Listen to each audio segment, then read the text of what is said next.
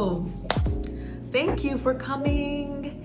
And this is a very overly awaited, I am finally making the bullet journal video that I wanted to show you, and I am welcoming you to a new space because I got a little bored of the corner in my office. So I'm coming into my living room where I think there's a little bit of better lighting and a little bit more comfort to get you in the mood of bullet journaling with me. It is late outside, and some people are starting the fireworks already, even though this is still June, but some people are starting fireworks and you might hear them in the back. This is the journal that I've showed you in other videos. I'm also going to show you a few of the pens that I use. So let's begin with pens. Pens that I like to use, and I'm only bringing out a few because I don't want to overwhelm you guys with all of the things that I use because it's unnecessary to begin with. I think that these basics, if you always have them handy, thumbs up. It's like the best thing you could do. So mid liner double-ended highlighter. This is it. It's double-ended. I'll show a picture of what it is. It's basically a chiseled, I don't know if it's basically kind of a slanted highlighter on one end, and on the other end is a very pointy highlighter. I have these in all pastel colors, which are the ones that I like, but you can use any highlighter. I mean, Dollar Tree provides you with good highlighters. Another thing that I use, or another pen that I use, is fine liner pens. This is a Papermate, or you can also use black Sharpies, the fine point Sharpies. Those are also good. And I like to use the Pilot G pens. My husband and I get these in bulk at the Costco or Sam's. It I have is not a moleskin, so it doesn't have like it's not like heavy cardstock paper. It's probably about 90-pound paper.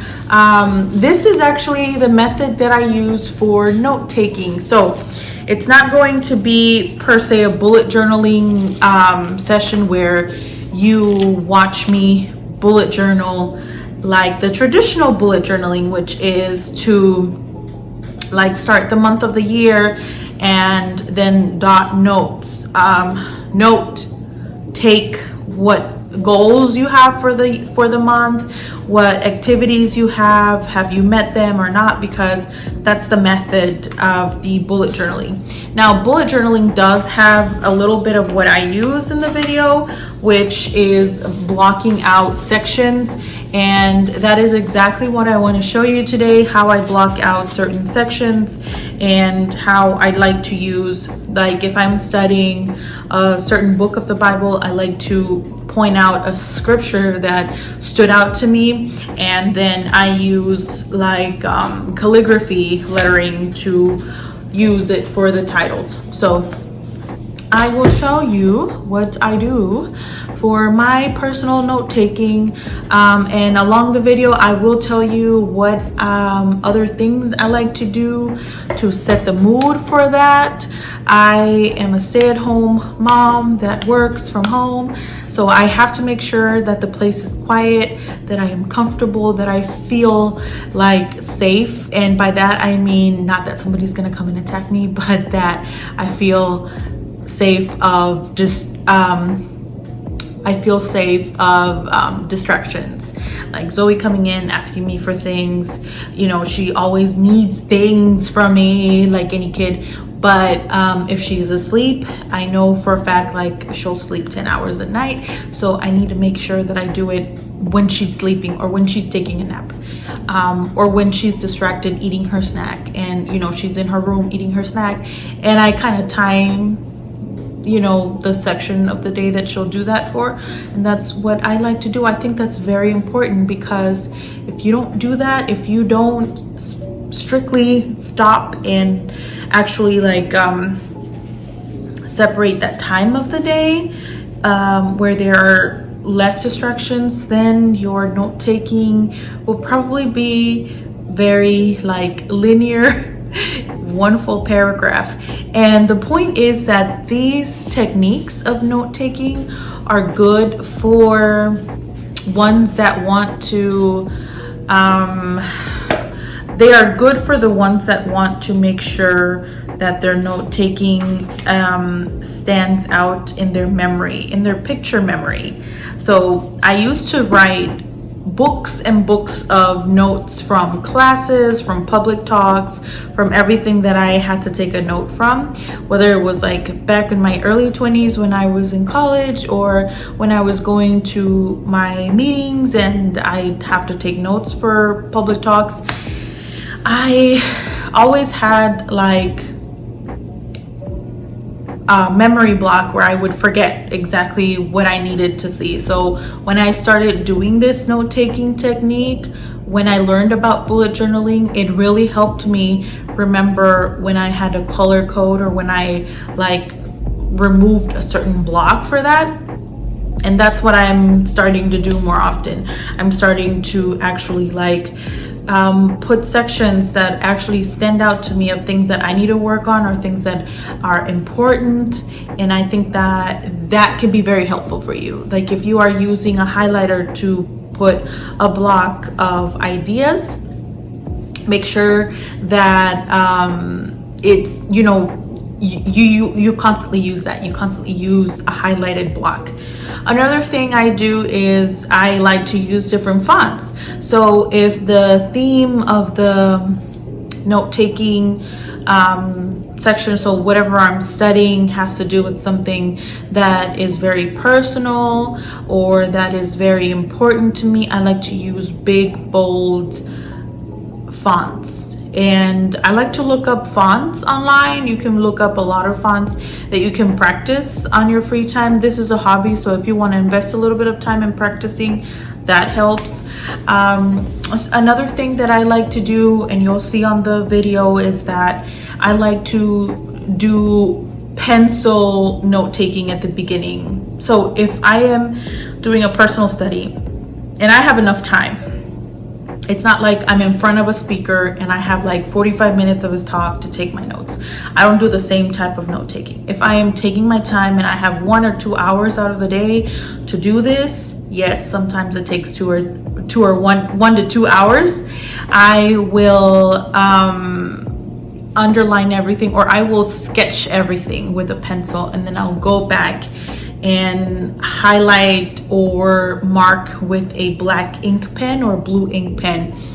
I also like to use 3 colors at a time, because when you have a specific color palette, things look more neat and organized. If I'm using black, I use black, a pastel pink, and then another color like a red, something that is under the same hue of the highlighter. And then I always use black or blue. So if I use like a really navy blue, then I will not use black, because blue will be my primary color. Another thing I like to do is I like to use speech bubbles for things that maybe are like a speech that was said in whatever reading that I was doing.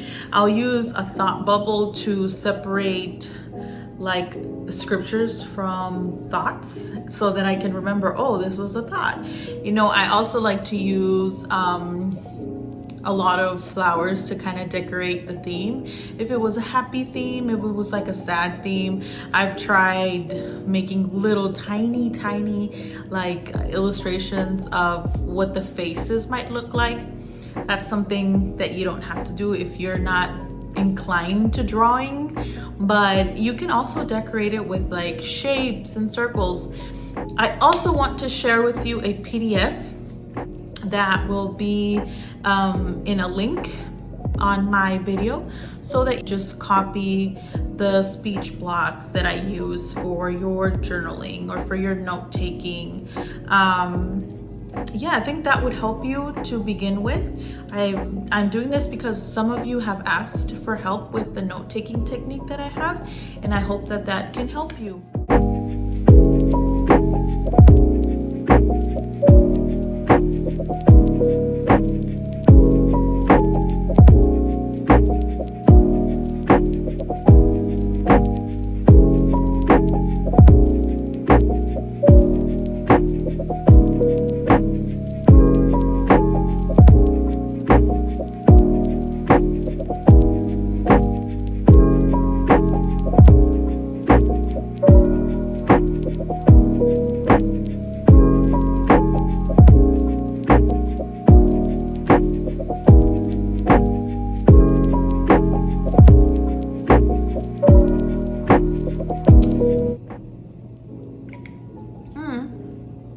And this is the end.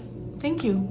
Thank you if you are in the end of the video, if you reached the finale of this video. I hope you enjoyed my note-taking technique.